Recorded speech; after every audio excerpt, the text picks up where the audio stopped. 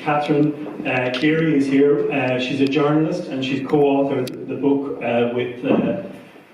with Alice, and she's going to speak. It's not her first time on Fethard, she was here before.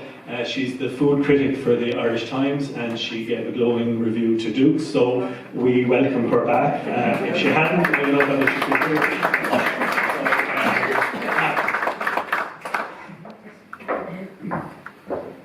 I'll be wearing my fake moustache tonight, I think, if it hadn't been a good dinner. It's great to see so many people here. Thank you so much for coming along. I think it's a tribute to much and all, as I'd like to think it's about me. I think it's about the woman sitting behind me, that you're all here to hear speak, so I'm not going to keep you very long. I met Alice over 20 years ago now when I worked with the Irish Times as the drugs and crime correspondent. I did do some real work before I got the cushiest gig in journalism.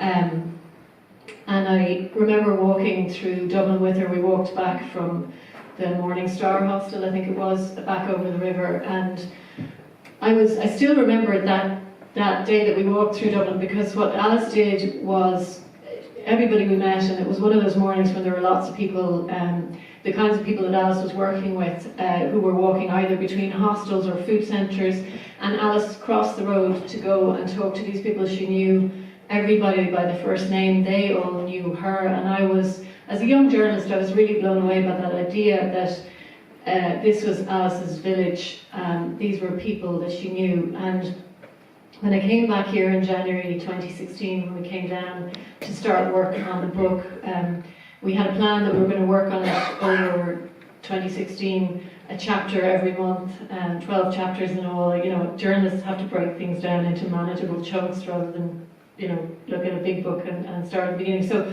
the January was first chapter, and the first chapter began, the first chapter of Alice's life obviously began here in Fethard. So we came down on a very cold day, as I remember, and we met Eileen, and we drove out to Anne's Gift, and we looked at that beautiful estate and walked around the old stone farmyard behind the house, and tried to, you know, you're trying to summon up Alice's childhood and what went into making her the person that she is, and the person that I met that 20 years ago, who treated Dublin and its people like a village. And that makes sense when you come to Fethard, which, you know, it's bigger than a village. I don't want to insult anybody who comes to a village. But, you know, that sense of connection that we still have in this part of the country and other parts of the country, where people know each other and they look after each other. And the women of Fethard were such a huge influence, between Olivia Hughes, who was in the big house, and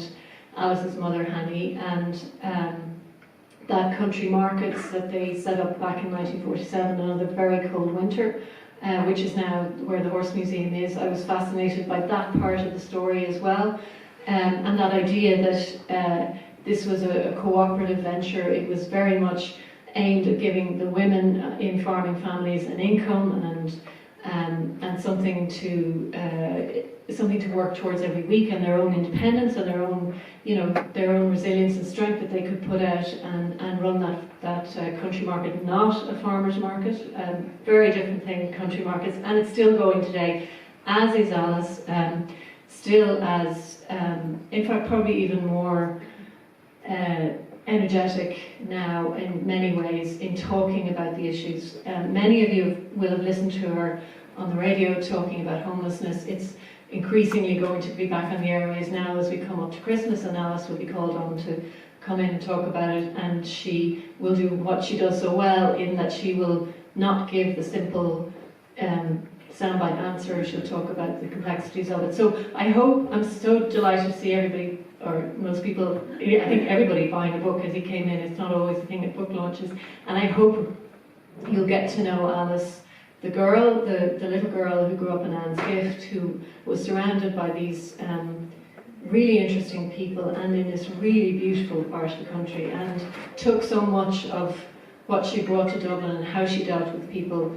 from here in Fethard, and I think it's really fitting that she has a book launch here with everybody here. Thank you all for coming, and I'm going to hand over to Brenda, who's from O'Brien Press, who did such a beautiful job on the book. Thank you very much.